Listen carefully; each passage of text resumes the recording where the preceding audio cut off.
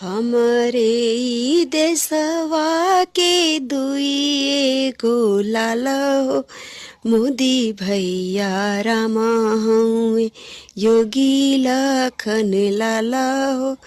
हमारे ई देशवा के दुई गो लाला हो, मोदी भैया रामा हउए योगी लखन लाला हो। त्रेता में राम लखन, द्वापर कृष्ण बलराम हो।